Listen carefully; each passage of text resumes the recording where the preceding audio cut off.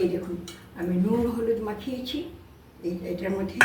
তারপরে এর মধ্যে দেব হচ্ছে আমি কালো সর্ষে, সাদা সর্ষে, এই যে নারকেল বাটা, আর সামান্য একটু পোস্ত দিয়েছি। এটা পেস্টের সময় দিয়ে দিয়েছি, সেজন্য আর দেখালাম না। হ্যাঁ, দিয়েছি। এবার এটা সব মিশিয়ে আমি একসঙ্গে মাখাবো। নারকেলটা দিয়ে দিলাম, এর মধ্যে তেল দিয়ে দিলাম, আর নুন তো দেওয়া আছে। টেস্ট করে আবার দেখবো যে নুন আরও লাগবে কি লাগবে না। প্রত্যেকটা পাতা, এই যে পাতা, এই একটা মাছের একটু মশলা এখানটায় দিলাম।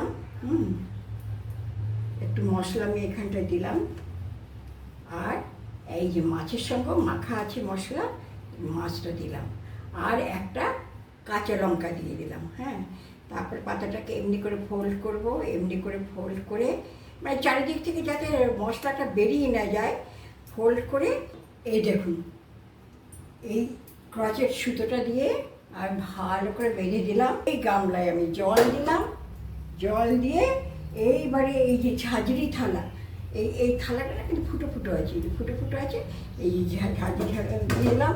সুন্দর করে একটা ঢাকনা দিয়ে দেবো যাতে ভেপারটা বেরিয়ে না যায়, ব্যাস সেইভাবে। হ্যাঁ, এই বন্ধুগণ দেখুন, হ্যাঁ ঠিক 15 মিনিট বলেছিলাম আমি, 15 মিনিট পরে এসে দিচ্ছি, একদম পাতা নরম হয়ে গেছে। হ্যাঁ, এই দেখুন